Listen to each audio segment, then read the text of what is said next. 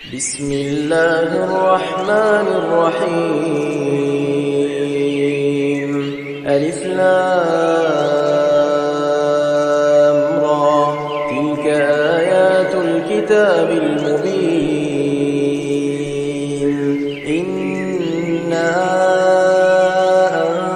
أنزلناه قرآنا عربيا لعلكم تعقلون.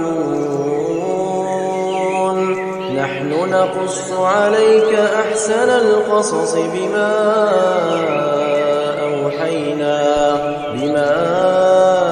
أوحينا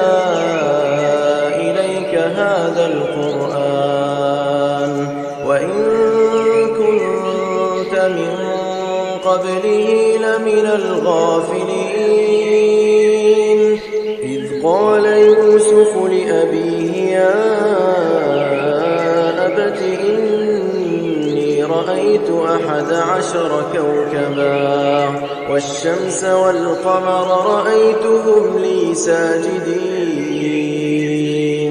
قال يا بني لا تقصص رؤياك على إخوتك فيكيدوا لك كيدا، إن الشيطان للإنسان عدو مبين. وكذلك يجتبيك ربك ويعلمك من تأويل الأحاديث ويتم نعمته عليك وعلى آل يعقوب كما أتمها على أبويك من قبل إبراهيم وإسحاق إن ربك عليم حكيم. لقد كان في يوسف وإخوته آيات للسائلين، إذ قالوا ليوسف وأخوه أحب إلى أبينا منا ونحن عصبة إن أبانا لفي ضلال مبين.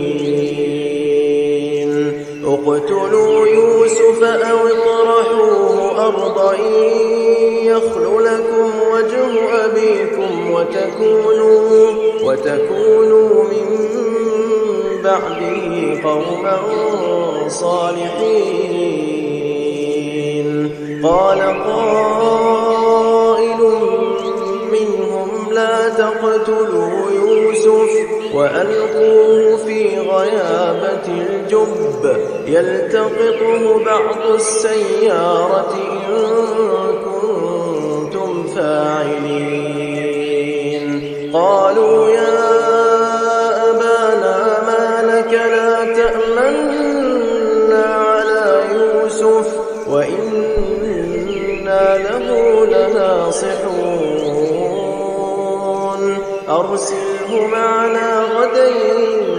يرتع ويلعب وإنا له لحافظون. قال إني ليحزنني أن تذهبوا به وأخاف أن يأكله الذئب وأنتم عنه غافلون. قالوا لئن أكله الذئب ونحن عصبة إنا إذا لخاسرون.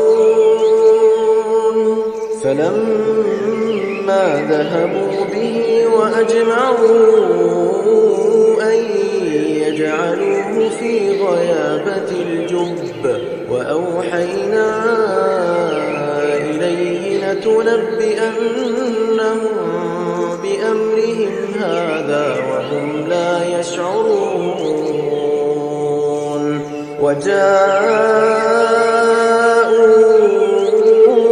أباهم عشاء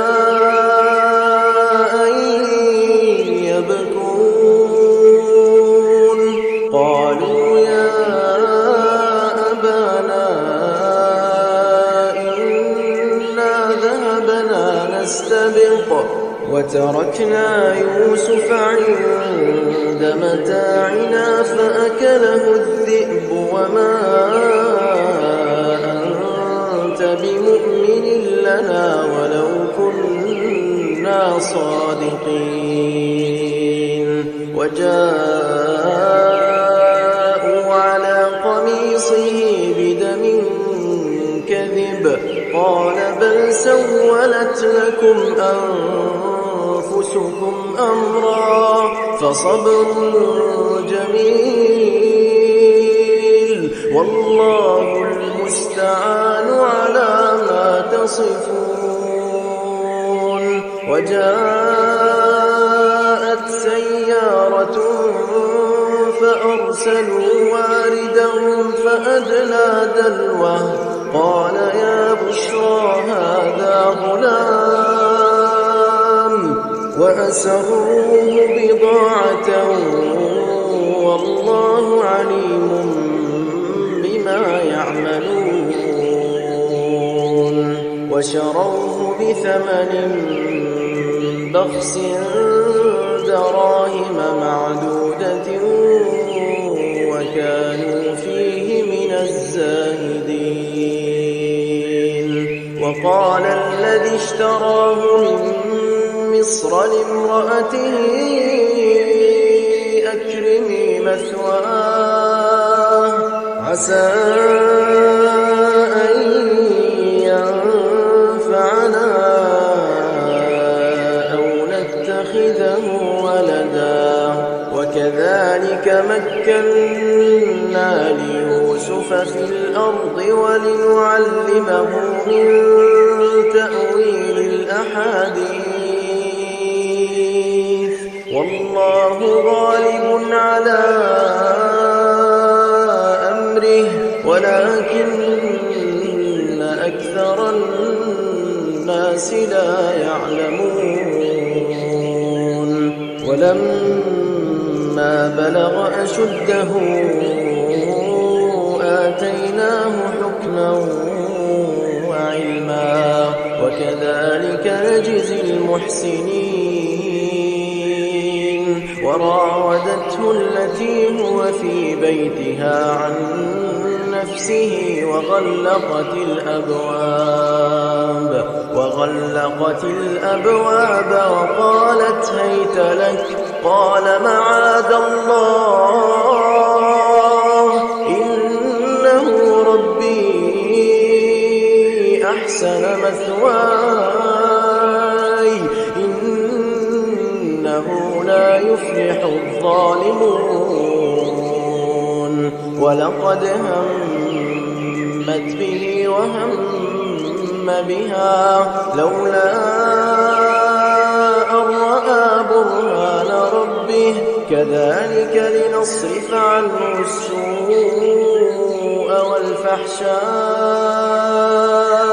إنه من عبادنا المخلصين واستبق الباب وقدت قميصه من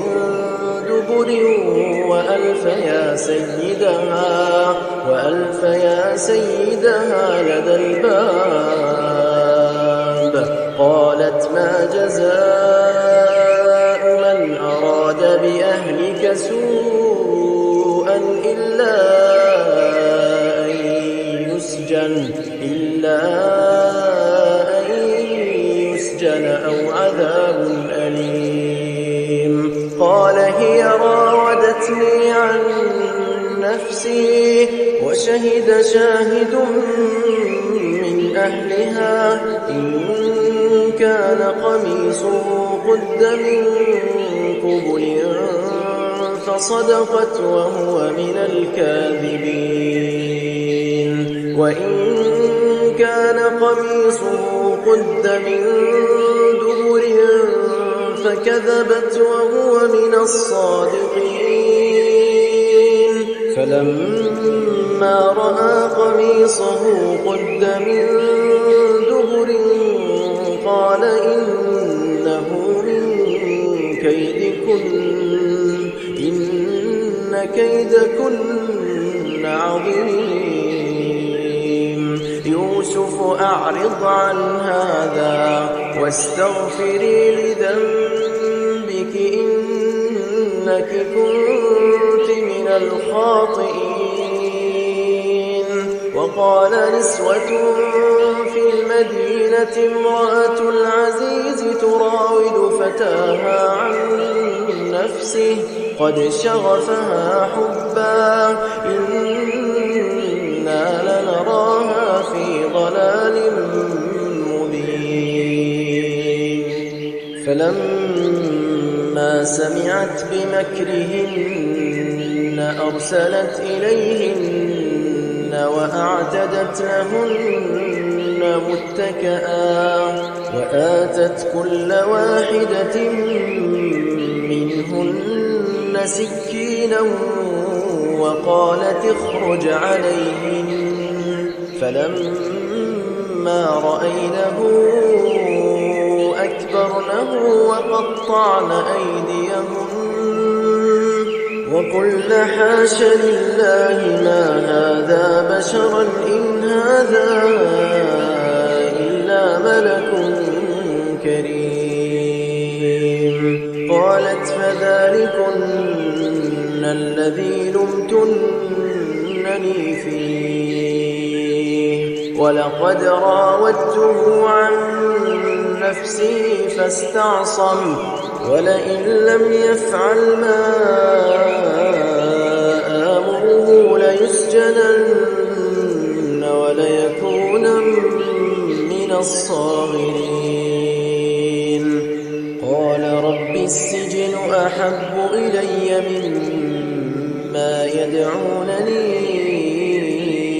إليه وإلا تصرف عني كيدهن أصب إليهن وأكن من الجاهلين فاستجاب له ربه فصرف عنه كيدهن إنه هو السميع العليم ثم بدا لهم من بعد ما رأوا الآيات ليسجننه حتى حين ودخل معه السجن فتيان قال أحدهما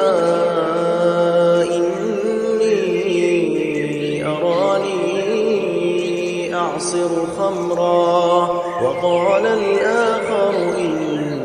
إني أراني أحمل فوق رأسي خبزا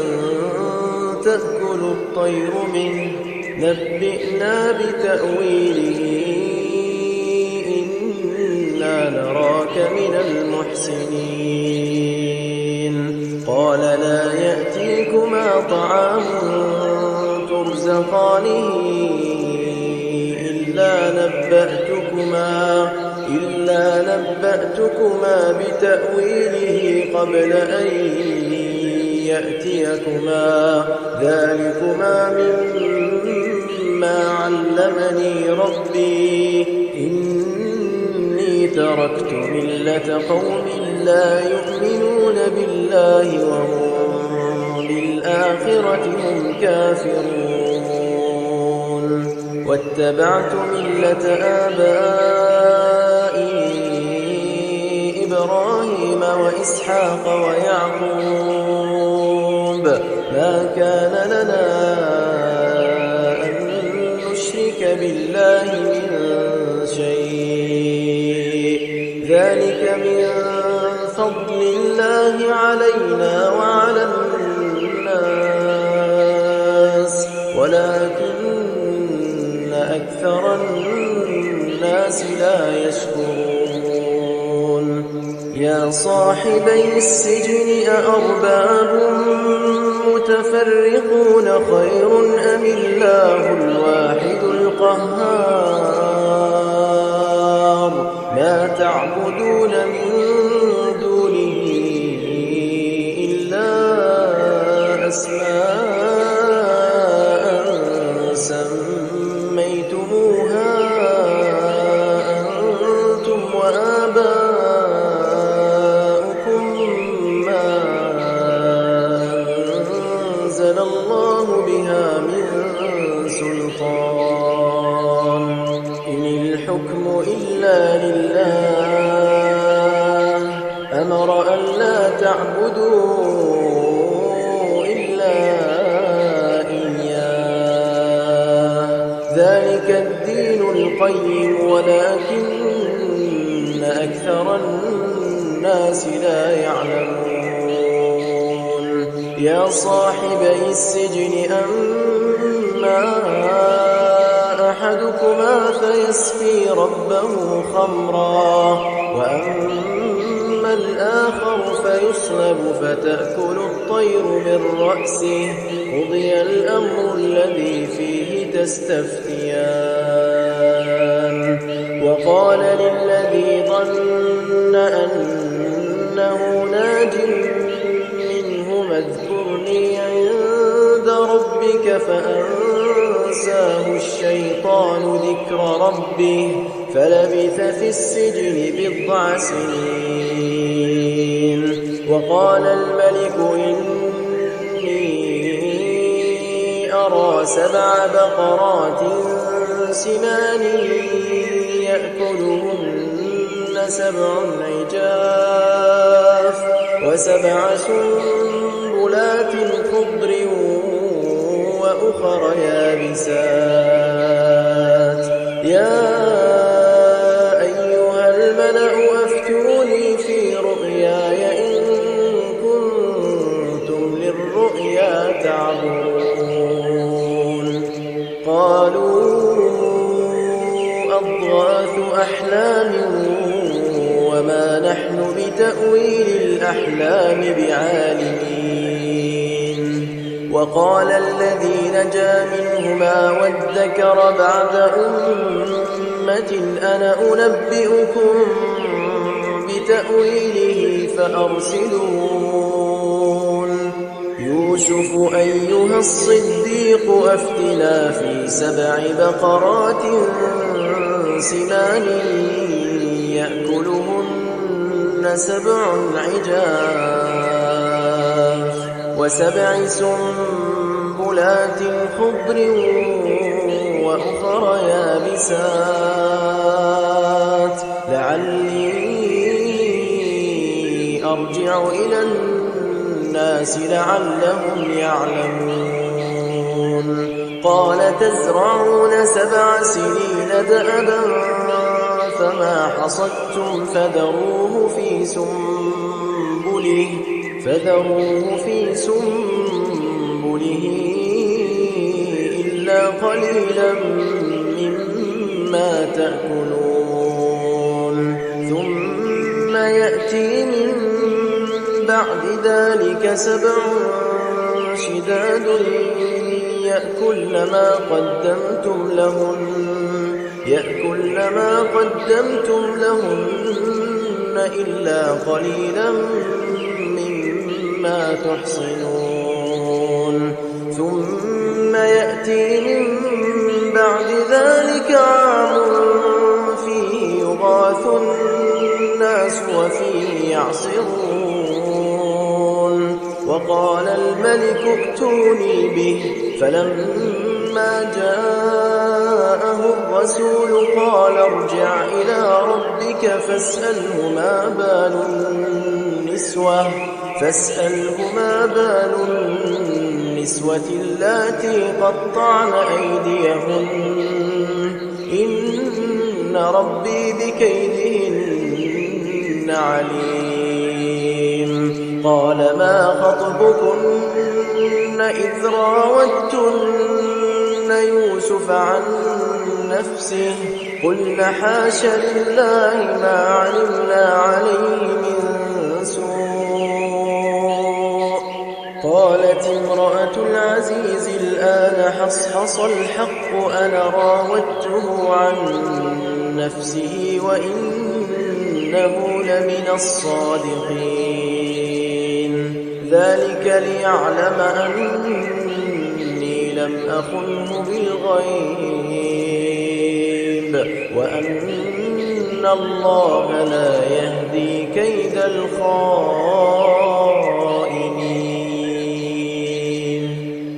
وما أبرئ نفسي إن النفس لأمارة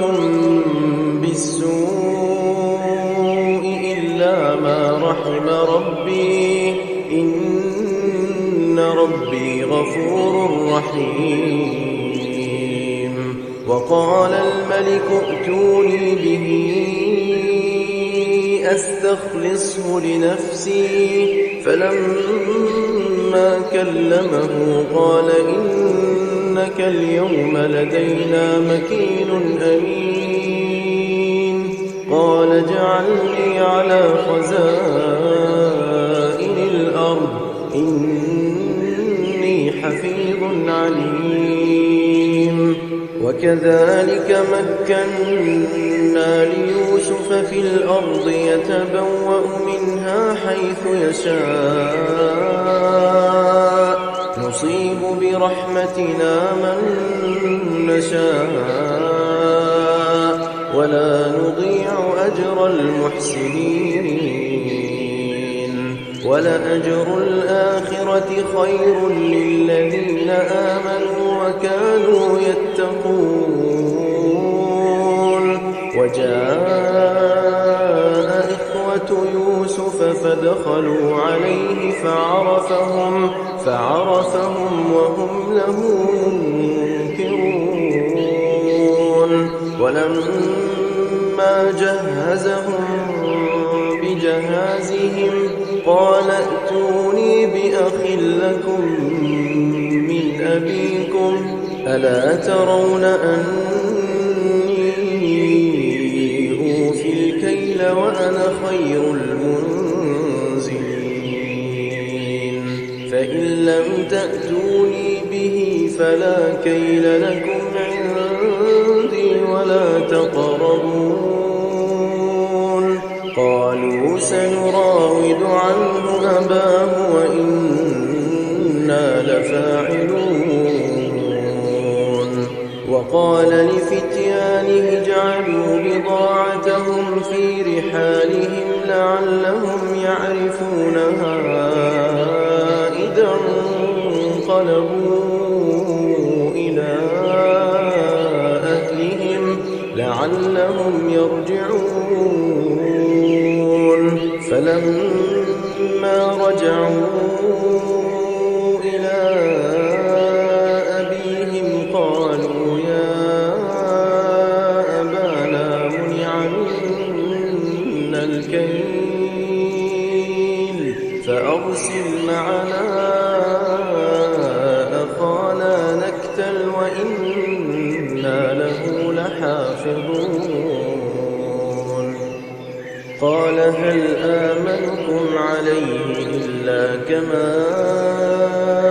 أمنتكم على أخيه من قبل فالله خير حافظا وهو أرحم الراحمين. ولما فتحوا متاعهم وجدوا بضاعتهم ردت إليهم قالوا يا أبانا ما نبغي هذه بضاعتنا ردت إلينا ونمير أهلنا ونحفظ أخانا ونزداد كيل بعير ذلك كيل يسير. قال لن أرسله معكم حتى تؤتون موثقا من الله لتأتونني به إلا أن يحاط بكم. فلما آتوه موثقهم قال الله على ما نقول وكيل. وقال يا بني لا تدخلوا من باب واحد وادخلوا من أبواب متفرقة وما أغني عنكم من الله من شيء إن الحكم إلا لله عليه توكلت وعليه فليتوكل المتوكلون ولما دخلوا من حيث أمرهم أبوهم ما كان يغني عنهم من الله من شيء إلا حاجة في نفس يعقوب قضاها وإنه لذو علم لما علمناه ولكن أكثر الناس لا يعلمون ولما دخلوا على يوسف آوى إليه أخاه قال إني أنا أخوك فلا تبتئس بما كانوا يعملون فلما جهزهم بجهازهم جعل السقاية في رحل أخيه ثم أذن مؤذن أيتها العير إنكم لسارقون قالوا وأقبلوا عليهم ماذا تفقدون قالوا نفقد صواع الملك ولمن جاء به حمل بعير وأنا به زعيم قالوا تالله لقد علمتم ما جئنا لنفسد في الأرض وما كنا سارقين قالوا فما جزاؤه إن كنتم كاذبين قالوا جزاؤه من وجد في رحله فهو جزاؤه كذلك نجزي الظالمين فبدأ بأوعيتهم قبل وعاء أخيه ثم استخرجها من وعاء أخيه كذلك كدنا ليوسف ما كان ليأخذ أخاه في دين الملك إلا أن يشاء الله نرفع درجات من نشاء وفوق كل ذي علم عليم قالوا إن يسرق فقد سرق أخ له من قبل فأسرها يوسف في نفسه ولم يبدها لهم قال أنتم شر مكانا والله أعلم بما تصفون قالوا يا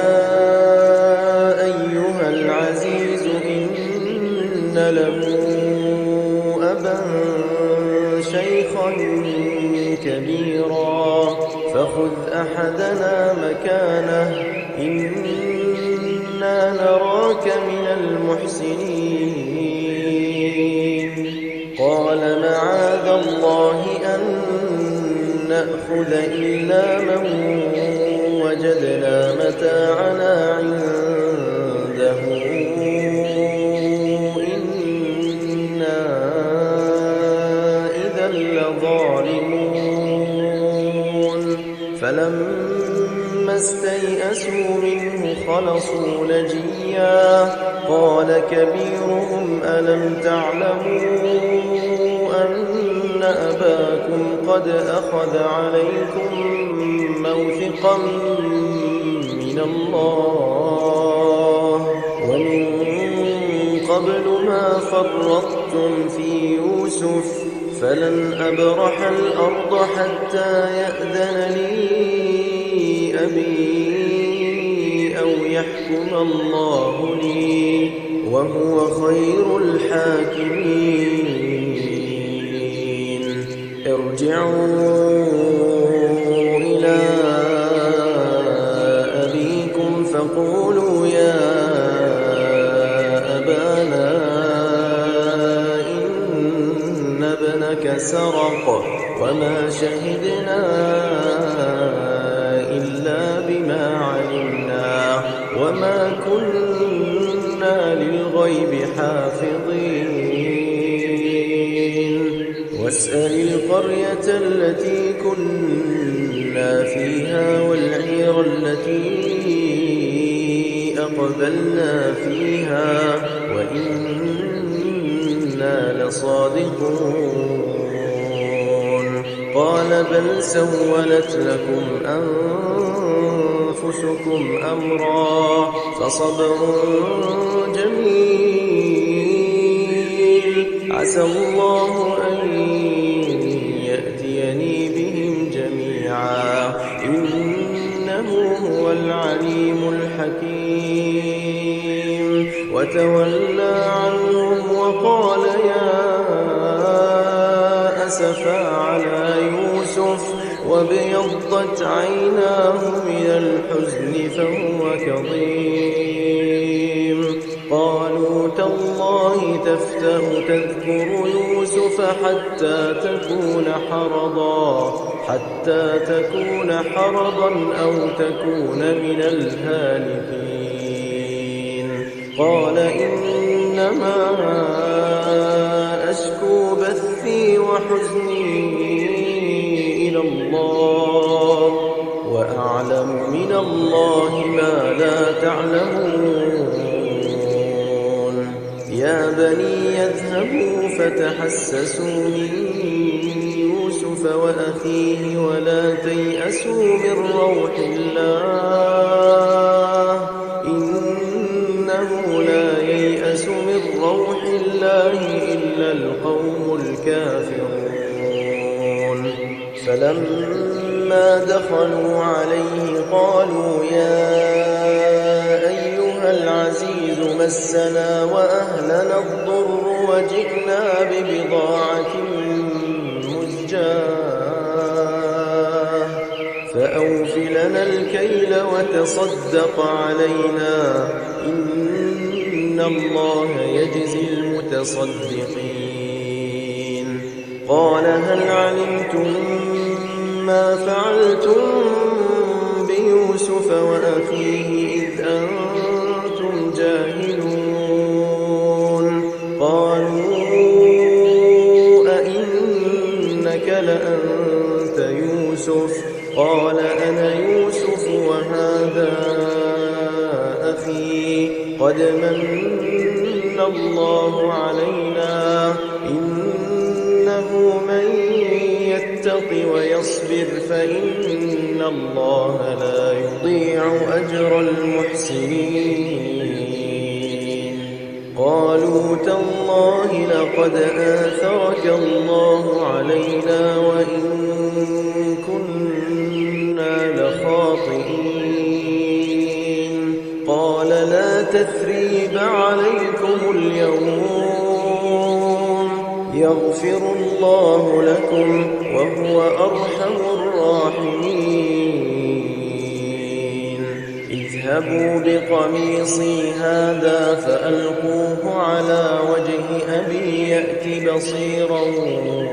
وأتوني بأهلكم أجمعين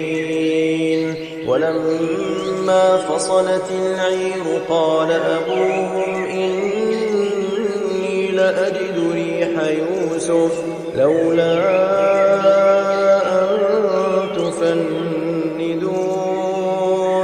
قالوا تالله إنك لفي ضلالك القديم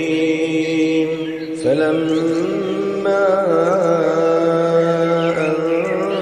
جاء البشير ألقاه على وجهه فارتد بصيرا قال ألم أقل لكم إني أعلم من الله ما لا تعلمون قالوا يا أبانا استغفر لنا ذنوبنا إنا كنا خاطئين قال سوف أستغفر لكم ربي إنه هو الغفور الرحيم فلما دخلوا على يوسف آوى إليه أبويه وقال ادخلوا مصر إن شاء الله آمنين ورفع أبويه على العرش وخروا له سجدا وقال يا أبت هذا تأويل رؤياي من قبل قد جعلها ربي حقا وقد أحسن بي إذ أخرجني من السجن وجاء بكم من البدو من بعد أن نزغ الشيطان بيني وبين إخوتي إن ربي لطيف لما يشاء إنه هو العليم الحكيم رب قد آتيتني من الملك وعلمتني من تأويل الأحاديث فاطر السماوات والأرض أنت ولي في الدنيا والآخرة توفني مسلما وألحقني بالصالحين ذلك من أنباء الغيب نوحيه إليك وما كنت لديهم إذ أجمعوا أمرهم وهم يمكرون وما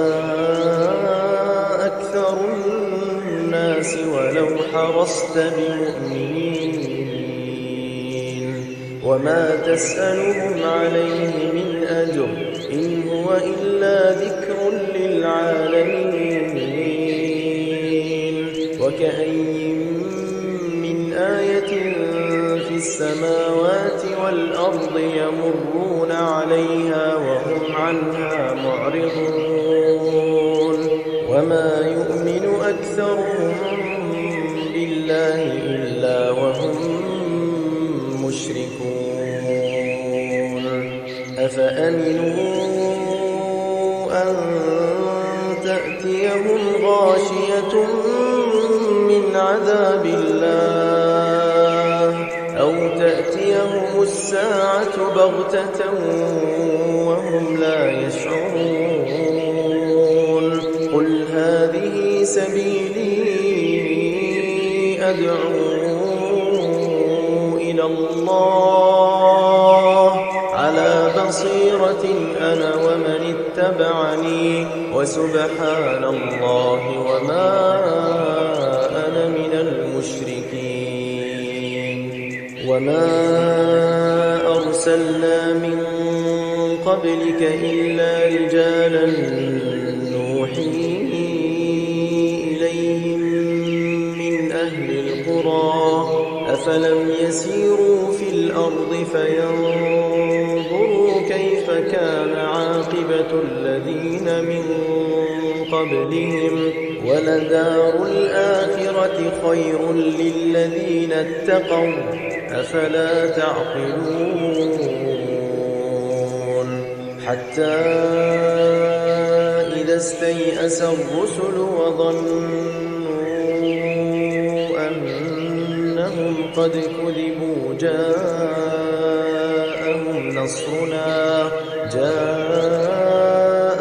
نصرنا فنجي من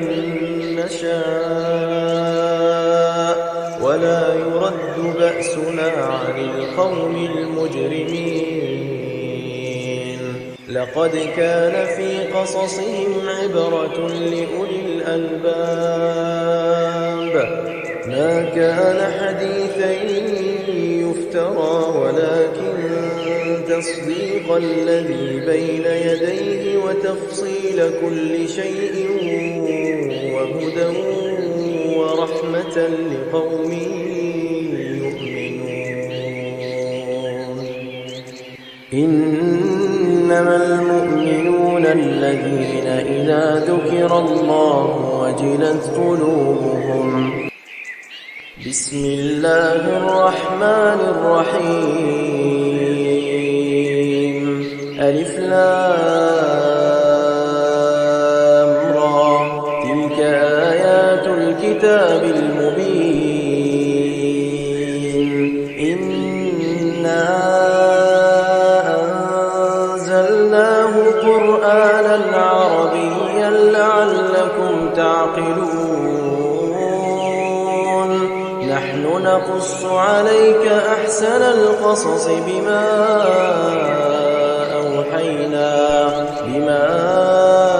أوحينا إليك هذا القرآن وإن كنت من قبله لمن الغافلين إذ قال يوسف لأبيه يا أبت إني رأيت 11 كوكبا والشمس والقمر رأيتهم لي ساجدين قال يا بني لا تقصص رؤياك على إخوتك فيكيدوا لك كيدا إن الشيطان للإنسان عدو مبين وكذلك يجتبيك ربك ويعلمك من تأويل الأحاديث ويتم نعمته عليك وعلى آل يعقوب كما أتمها على أبويك من قبل إبراهيم وإسحاق إن ربك عليم حكيم لقد كان في يوسف وإخوته آيات للسائلين إذ قالوا ليوسف وأخوه أحب إلى أبينا منا ونحن عصبة إن أبانا لفي ضلال مبين اقتلوا يوسف أو اطرحوه أرضا يخل لكم وجه أبيكم وتكونوا من بعده قوما صالحين قال قائل منهم لا تقتلوا يوسف وألقوه في غيابة الجب يلتقطه بعض السيارة إن كنتم فاعلين قالوا يا أبانا ما لك لا تأمنا على يوسف وإنا له لناصحون أرسله معنا غدا يرتع ويلعب وإنا له لحافظون قال إني ليحزنني أن تذهبوا به وأخاف أن يأكله الذئب وأنتم كنتم عنه غافلون قالوا لئن أكله الذئب ونحن عصبة إنا إذا لخاسرون فلما ذهبوا به وأجمعوا أن يجعلوه في غيابة الجب وأوحينا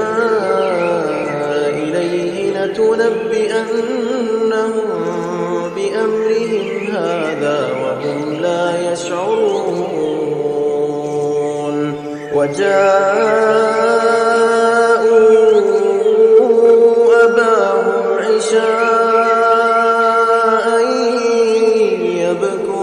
يبكون قالوا يا أبانا إنا ذهبنا نستبق وتركنا يوسف عند متاعنا فأكله الذئب وما أنت بمؤمن لنا ولو كنا صادقين وجاءوا على قميصه بدم كذب قال بل سولت لكم أنفسكم أمرا فصبر جميل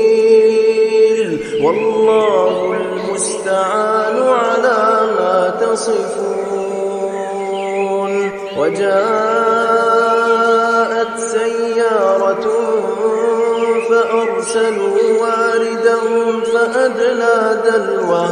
قال يا بشرى هذا غلام وأسروه بضاعة والله عليم بما يعملون وشروه بثمن بخس دراهم معدودة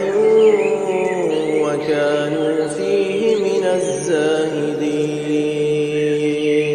وقال الذي اشتراه من مصر لامرأته أكرمي مثواه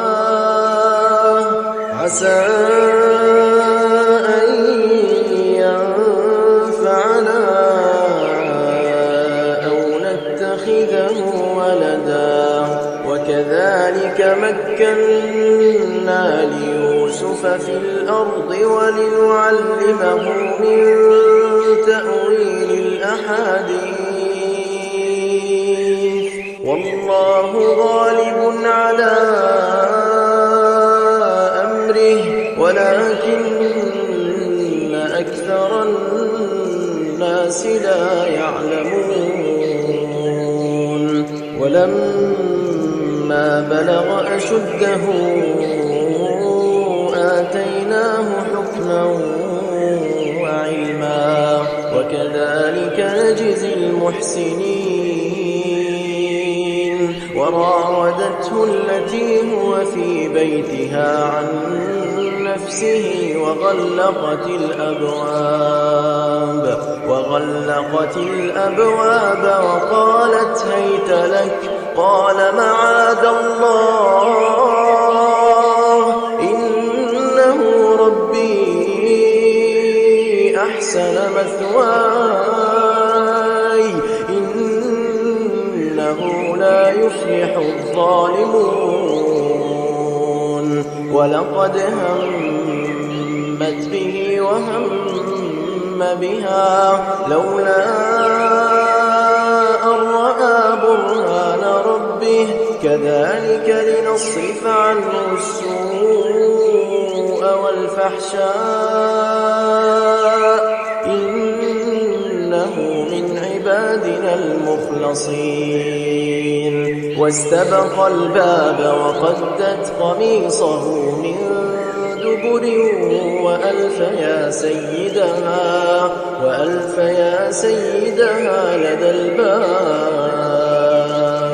قالت ما جزاء من أراد بأهلك سوءا إلا أن يسجن أو عذاب أليم. قال هي راودتني عن نفسي وشهد شاهد من أهلها إن كان قميصه قد من قبل فصدقت وهو من الكاذبين وإن كان قميصه قد من دبر فكذبت وهو من الصادقين فلما رأى قميصه قد من دبر قال إنه من كيدكن إن كيدكن عظيم. يوسف أعرض عن هذا واستغفري لذنبك إنك كنت من الخاطئين. وقال نسوة في المدينة امرأة العزيز تراود فتاها عن نفسه قد شغفها حبا إنا لنراها في ضلال مبين. فلما سمعت بمكرهن أرسلت إليهن وأعتدت لهن متكئا وآتت كل واحدة منهن سكينا وقالت اخرج عليهن فلما رأينه أكبرنه وقطعن أيديهن وقلن حاش لله ما هذا بشرا إن هذا إلا ملك كريم. قالت فذلكن الذي لمتنني فيه ولقد راودته عن نفسي فاستعصم ولئن لم يفعل ما آمره ليسجنن وليكونن من الصاغرين. قال رب السجن أحب إلي مما يدعونني إليه وإلا تصرف عني كيدهن أصب إليهن وأكن من الجاهلين. فاستجاب له ربه فصرف عنه كيدهن إنه هو السميع العليم. ثم بدا لهم من بعد ما رأوا الآيات ليسجننه حتى حين. ودخل معه السجن فتيان قال أحدهما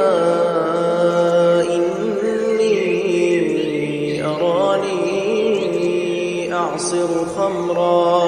وقال الآخر إني أراني أحمل فوق رأسي خبزا تأكل الطير منه نبئنا بتأويله إنا نراك من المحسنين. قال لا يأتيكما طعام ترزقانه إلا نبأتكما بتأويله قبل أن يأتيكما ذلكما مما علمني ربي إني تركت ملة قوم لا يؤمنون بالله وهم بالآخرة هم كافرون. واتبعت ملة آبائي إبراهيم وإسحاق ويعقوب ما كان لنا أن نشرك بالله من شيء ذلك من فضل الله علينا وعلى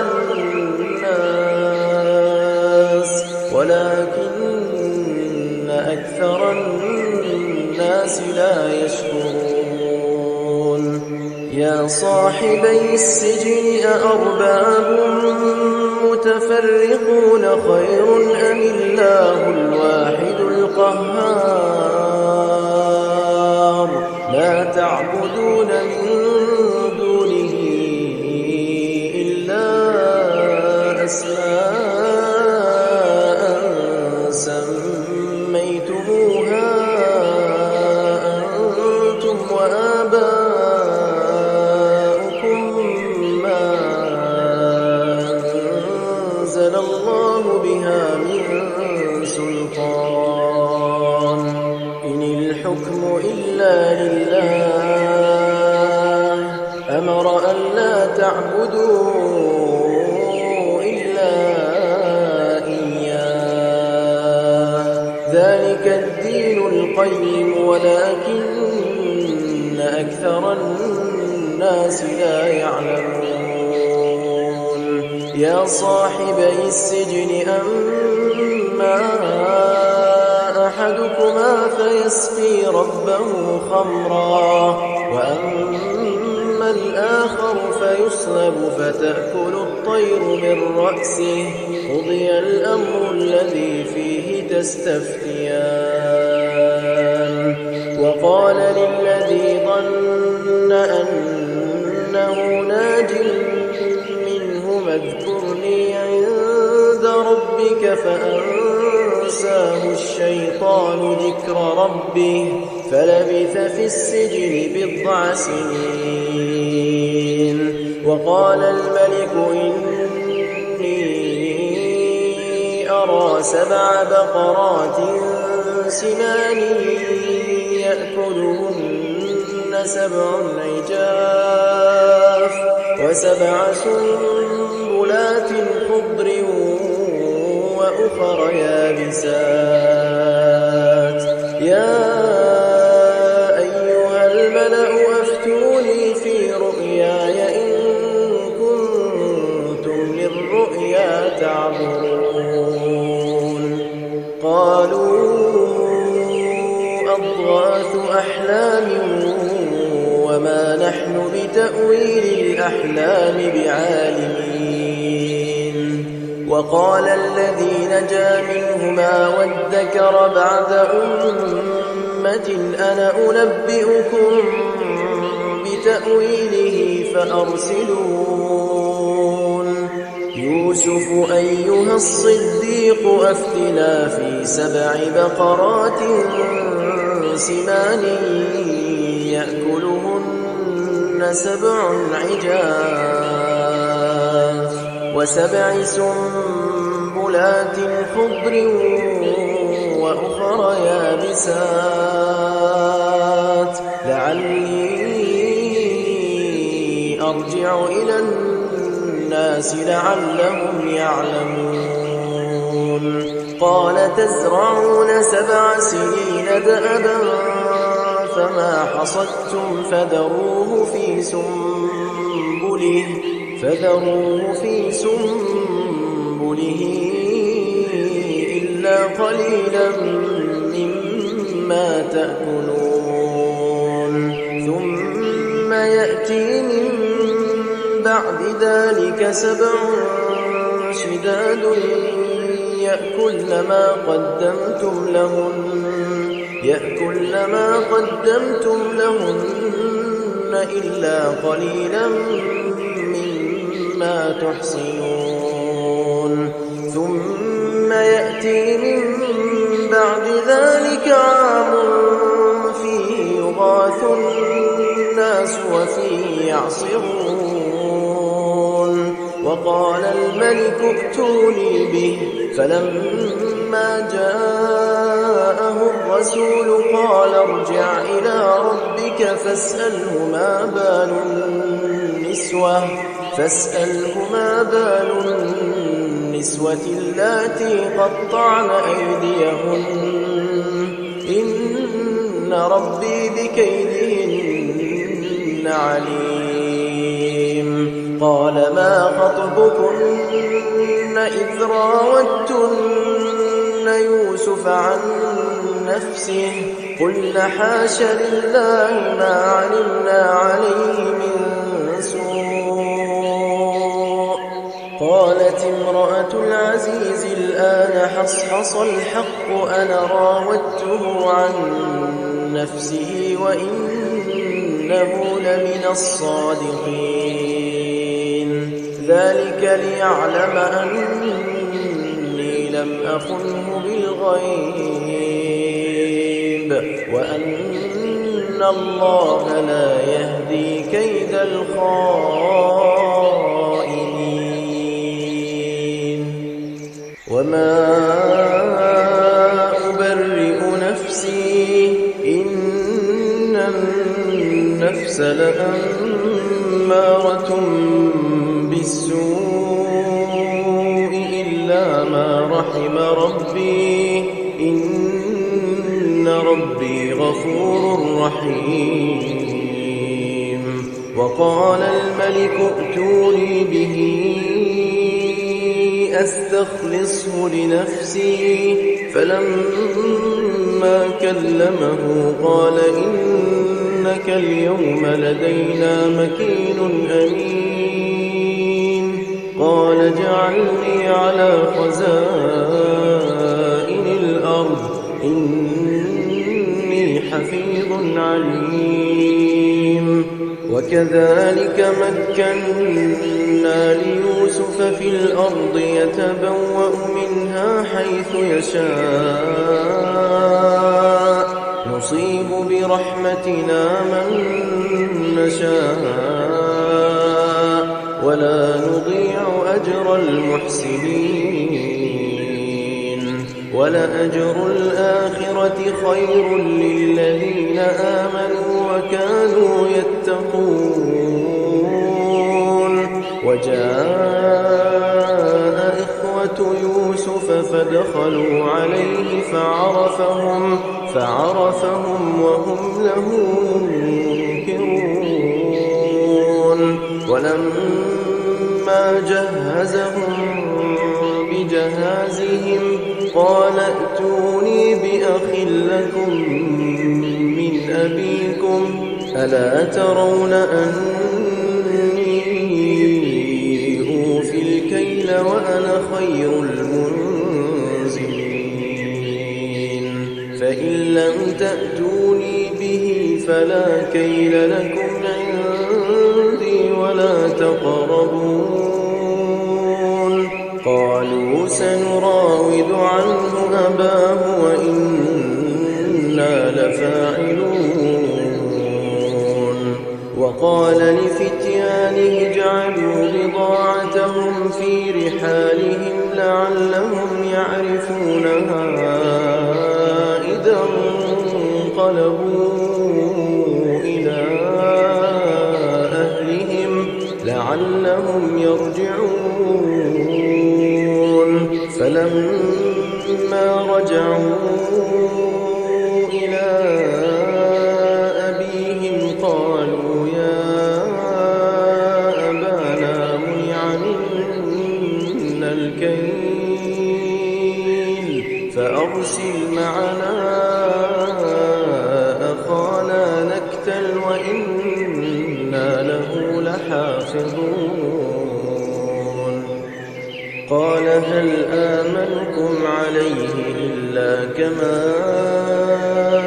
أمنتكم على أخيه من قبل فالله خير حافظا وهو أرحم الراحمين ولما فتحوا متاعهم وجدوا بضاعتهم ردت إليهم قالوا يا أبانا ما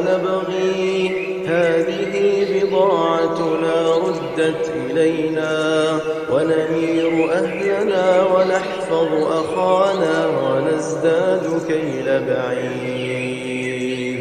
ذلك كيل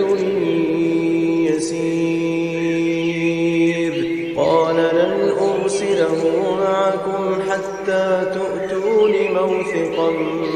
من الله لتأتونني به إلا أن يحاط بكم فلما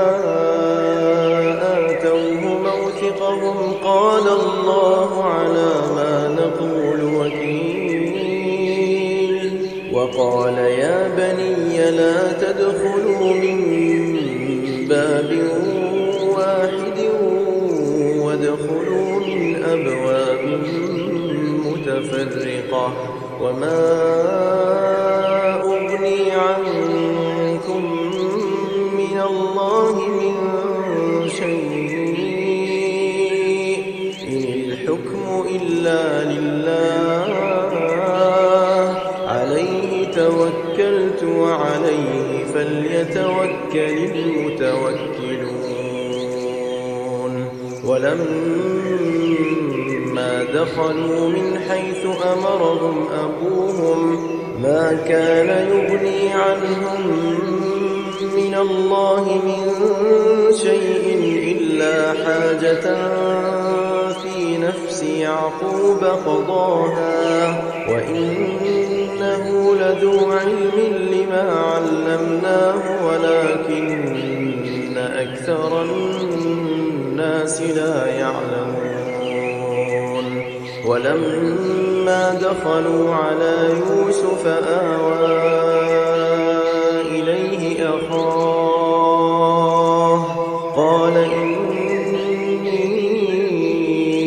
أنا أخوك فلا تبتئس بما كانوا يعملون فلما جهزهم بجهازهم جعل السقاية في رحل أخيه ثم أذن مؤذن أيتها العير إنكم لسارقون قالوا وأقبلوا عليهم ماذا تفقدون قالوا نفقد صواع الملك ولمن جاء به حمل بعير وأنا به زعيم قالوا تالله لقد علمتم ما جئنا لنفسد في الأرض وما كنا سارقين قالوا فما جزاؤه إن كنتم كاذبين قالوا جزاؤه من وجد في رحله فهو جزاؤه كذلك نجزي الظالمين فبدأ بأوعيتهم قبل وعاء أخيه ثم استخرجها من وعاء أخيه كذلك كدنا ليوسف ما كان ليأخذ أخاه في دين الملك إلا أن يشاء الله نرفع درجات من نشاء وفوق كل ذي علم عليم قالوا إن يسرق فقد سرق أخ له من قبل فأسرها يوسف في نفسه ولم يبدها لهم قال أنتم شر مكانا والله أعلم بما تصفون قالوا يا أيها العزيز إن له شيخا كبيرا فخذ أحدنا مكانه إنا نراك من المحسنين قال معاذ الله أن نأخذ إلا من وجدنا متاعنا عنده إنا إذا لظالمون فلما استيئسوا منه خلصوا نجيا قال كبيرهم ألم تعلموا أن أباكم قد أخذ عليكم موثقا من الله ومن قبل ما فرطتم في يوسف فلن أبرح الأرض حتى يأذن لي أبي أو يحكم الله لي وهو خير الحاكمين ارجعوا إلى أبيكم فقولوا يا أبانا إن ابنك سرق وما شهدنا إلا بما علمنا وما كنا للغيب حافظين واسأل القرية التي كنا فيها والعير التي أقبلنا فيها وإنا لصادقون قال بل سولت لكم أنفسكم أمرا فصبر جميل عسى الله أن يأتيني بهم جميعا إنه هو العليم الحكيم وتولى عنهم وقال يا أسفا على يوسف وابيضت عيناه من الحزن فهو كظيم قالوا تالله تفتأ تذكر يوسف حتى تكون حرضا أو تكون من الهالكين قال إنما أشكو بثي وحزني إلى الله وأعلم من الله ما لا تعلمون يا بني يذهبوا فتحسسوا من يوسف وأخيه ولا تيأسوا من روح الله إنه لا ييأس من روح الله إلا القوم الكافرون فلما دخلوا عليه قالوا يا أيها العزيز مسنا وأهلنا الضر وجئنا ببضاعة مزجاة فأوف لنا الكيل وتصدق علينا إن الله يجزي المتصدقين قال هل علمتم ما فعلتم بيوسف وأخيه إذ أنتم جاهلون قالوا أئنك لأنت يوسف قال أنا يوسف وهذا أخي قد من الله علينا إنه من يتق ويصبر فإن الله لا يضيع أجر المحسنين قالوا تالله لقد آثرك الله علينا وإن كنا لخاطئين قال لا تثريب عليكم اليوم يغفر الله لكم وهو أرحم الراحمين. اذهبوا بقميصي هذا فألقوه على وجه أبي يأت بصيرا وأتوني بأهلكم أجمعين. ولما فصلت العير قال أبوهم إني لأجد ريح يوسف لولا أن تفندون. قالوا تالله إنك لفي ضلالك القديم. فلما أن